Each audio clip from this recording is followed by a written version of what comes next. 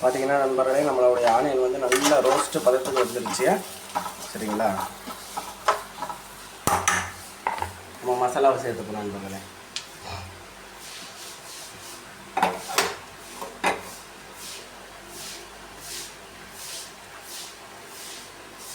ஒரு 3 ஸ்பூன் மிளகா பொடி,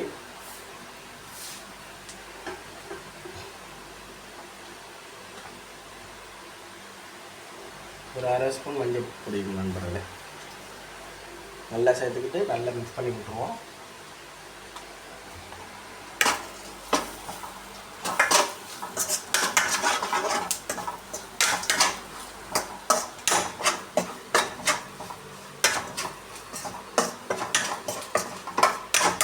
நல்லா மிக்ஸ் பண்ணி விட்டுட்டோம்.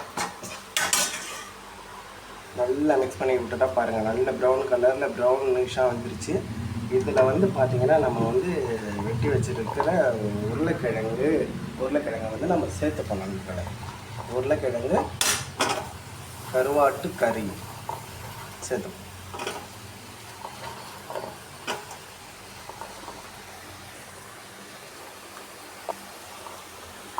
பாருங்கள் அப்படியே எப்படி என்ன பக்குவத்தில் இருக்குது பாருங்கள். உருளைக்கிழங்கு சேர்த்துட்டோம் நண்பர்களே. இது கூடவே நம்ம ஒரு 1/2 ஸ்பூன் இஞ்சி பூண்டு பேஸ்ட்டை சேர்த்துப்போம். சேர்த்துட்டு நல்லா மிக்ஸ் பண்ணி விட்டுப்போம். பாருங்கள் அந்த நெட்டு ஏறுதுங்க. இது ஒரு புது கூடவே வந்து பார்த்திங்கன்னா நம்ம தக்காளியை சேர்த்துப்போம். நம்ம மிக்சியில் 3 தக்காளி பேஸ்ட்டு பண்ணி அரைச்சி வச்சுருக்கோம். அந்த தக்காளியை சேர்த்துக்கிட்டு நல்லா மிக்ஸ் பண்ணி விட்டுருக்கோம் நண்பர்களே. பார்த்திங்கன்னா நண்பர்களே, நம்ம தக்காளியை சேர்த்துக்கிட்டோம். தக்காளி சேர்த்ததுக்கப்புறம் நல்ல ஒரு ட்ரை ஃப்ரை ஆகிடுச்சு. ட்ரை ஃப்ரை ஆன உடனே இதில் வந்து உப்பு சேர்த்துப்போம். ஒரு 4 ஸ்பூன் உப்பு சேர்த்துப்போம் நண்பர்களே. 4 ஸ்பூன் உப்பு சேர்த்துனதுக்கப்புறம் நம்ம புளி ஏற்கனவே தண்ணியில் ஊற போட்டு வச்சிடறோம். நல்லா அது நல்லா இது பிசைஞ்சு தண்ணியாக எடுத்து வச்சுருக்கோம். அந்த தண்ணியை வந்து புளி தண்ணியை வந்து நம்ம இதில் சேர்த்துப்போம்.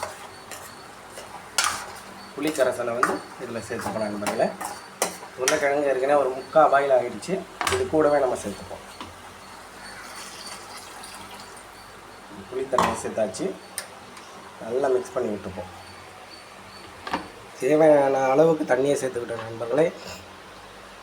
தண்ணி சேர்த்துட்டு நல்லா மிக்ஸ் பண்ணி விட்டுவோம். மிக்ஸ் பண்ணிவிட்டு மூடியை போட்டு ஒரு 10 நிமிஷம் கொதிக்க விடுவோம் நண்பர்களே. மூடியை போட்டு ஒரு 10 நிமிஷம் சிம்மில் வச்சு கொதிக்க விடுவோம். வாங்க நண்பர்களே, நம்ம உருளைக்கிழங்கு கருவாடு கறியை வந்து திறந்து பார்ப்போம். திறந்து பார்த்துட்டு எப்படி வந்துருக்குன்னு பார்ப்போம். பார்த்தீங்கன்னா உங்களுக்கு தெரிஞ்சிட்ருக்கோம். நல்லா கொதி வந்து நல்லா உருளைக்கிழங்கு நல்லா வெந்துருச்சு. நல்ல பக்குவத்தில் வந்துருக்குது உருளைக்கிழங்கு. இப்போ பார்த்திங்கன்னா இதில் வந்து நம்ம கருவாடை சேர்த்துக்கணும். நம்ம கழுவி வச்சுருக்கா இந்த கருவாடை சேர்த்துக்கணும்.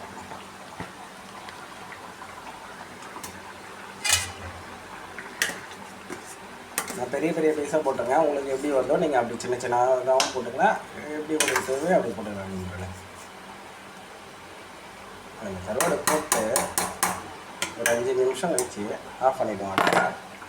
கருவாடு போட்டாலே ஒரு கருவாடு குழம்பு வாசனை வருங்க. அப்பாவுக்கு வேறு மாதிரி வரும். மூடியை போட்டு கொதிக்க விட்டுருவோம். ஏகதேசம் ரெடி ஆகிட்ருக்கோம் நண்பர்களே. நம்மளுடைய கருவாடு உருளைக்கிழங்கு கறி ரெடி ஆகிட்ருக்கோம். வாங்க திறந்து பார்ப்போம் எப்படி வந்துக்குதுன்னு. அப்பா பார்த்தீங்களா, நம்ம ஊற்றின அந்த எண்ணெய்லாம் வந்து மேலே பக்குவத்துக்கு வந்துருச்சு. அப்பா உருளைக்கிழங்கும் வந்துருச்சு. நல்லா பாயில் ஆகிடுச்சு. ஒரு நல்ல திக்கு பதத்தில் வந்துருச்சு நண்பர்களே. குழம்பு போதும். நம்ம ஆஃப் பண்ணிடுவோம். ஆஃப் பண்ணிவிட்டு இது எல்லாத்துக்கூடையும் சாப்பாடு சாப்பிட்லாம் நண்பர்களே. சாப்பிட ஆரம்பிச்சிடலாம். இந்த வீடியோ எப்படி இருக்குன்னு சொல்லிவிட்டு பார்த்துட்டு ஒரு லைக் போடுங்க, ஒரு கமெண்ட் பண்ணுங்கள், ஒரு சப்ஸ்கிரைப் பண்ணி விடுங்க நண்பர்களே. இந்த மாதிரி வீட்டில் ஒரு முறையாவது செஞ்சு பார்த்துட்டு எப்படி வந்திருக்குன்னு சொல்லிட்டு கமெண்டில் சொல்லி விடுங்க நண்பர்களே. ரெடி ஆகிடுச்சு நம்மளுடைய உருளைக்கிழங்கு